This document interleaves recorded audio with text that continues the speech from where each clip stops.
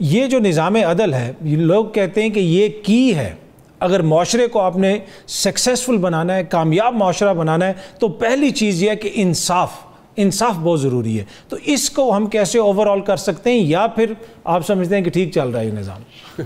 ठीक चल रहा है। मैं अपना एग्जांपल दे देता हूँ आपको। मैं इनहेरिटेंस का जो इशू होता है, इनहेरिटेंस के लिए जो मुकदमात किए जाते हैं, मेरे ख्याल में उसको तो बहुत तीर मारा तो 3-6 महीने में सॉर्ट आउट हो जाना चाहिए। बिल्कुल। आप 30 साल तो मुकदमे आप पे लड़ रहे हैं इनहेरिटेंस दे, ठीक है। सो मैं तो एक खुद एग्जांपल यहाँ पे बैठा हुआ हूँ। सो यहाँ पे तो दादा एक केस करेगा, उसके पोते को शायद किसी जगह पे जाके इंसाफ मिल जाए, सो उसको तो छोड़ दें आप। सो वो that is not possible, that is not happening. So अगर ये कहा जाए कि जनाब यहाँ पे इमीडिएट, वो कहते हैं ना justice delayed is justice denied, तो जस्टिस डिनाई हो रहा है ना, तो बात आपकी ठीक है। मैं अगर तगड़ा होता तो मैं जाके मैं भी 6 महीने च अपने फैसले करा लेंदा, 3 महीने च अपने फैसले करा लेंदा, लेकिन नहीं, ऐसा नहीं है। सो दिस इज डिफरेंट, यहाँ पे कैटेगरीज बनी हुई। सो कैटेगराइज किया हो गया है यहाँ पे सारे निज़ाम को, और निज़ाम जो है उसके लिए डिफरेंट होगा, किसी और के लिए डिफरेंट होगा, मेरे लिए डिफरेंट होगा। सो ये तो एक रियलिटी चेक है, ठीक है, इसमें कोई दो राय नहीं है, ठीक है, इसको छोड़ दे। ये नहीं ऐसे ठीक है, ये निज़ाम चेंज करने की बात है, निज़ाम चेंज करना पड़ेगा आपको। निज़ाम अगर आप नहीं चेंज करेंगे, मैं ये नहीं कह रहा कि फ़लाँ निज़ाम ले आए या फ़लाँ निज़ाम ले आए, मैं ये बात ही नहीं कर रहा।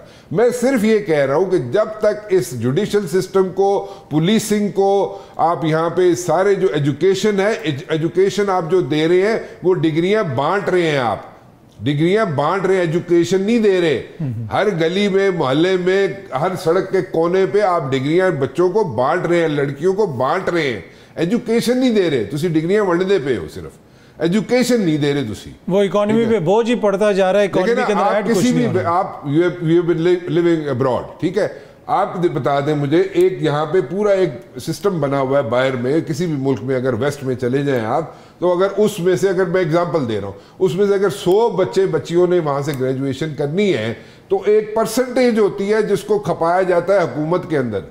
एक परसेंटेज को हुकूमत के अंदर जॉब्स क्रिएट करके दी जाती हैं। बाकी एंटरप्रेन्योर्स होते हैं, कुछ जनाब खुद फाइंड आउट करते हैं अपने लिए जॉब्स, लेकिन 90% जो होते हैं, जो बच्चे बच्चियां वहां से ग्रेजुएट होते हैं, they know what they have to do, और ये उनके सामने उनका फ्यूचर होता है।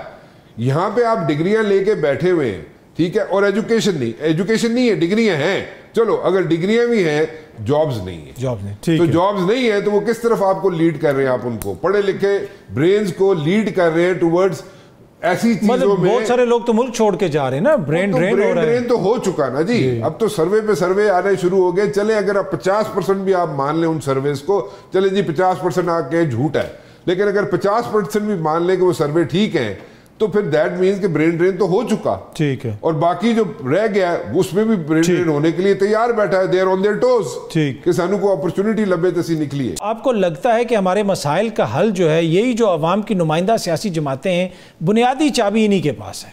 आप जमातें इसलिए बन रही है, शायद खकान अब्बासी साहब ने जो जमात बनाई है वो सिर्फ और सिर्फ इसलिए बनाई है कि बाकी जो जमातें हैं लोगों की नज़रों में ग्रेजुअली फेल होती जा रही हैं, ठीक है, क्योंकि डिलीवर नहीं कर सके, ठीक है। मां सवाए पीटीआई के उसको एज इसलिए दिया जाता है कि उसने सिर्फ एक टेन्योर गुजारा और वो भी पूरा नहीं गुजारा, ठीक है।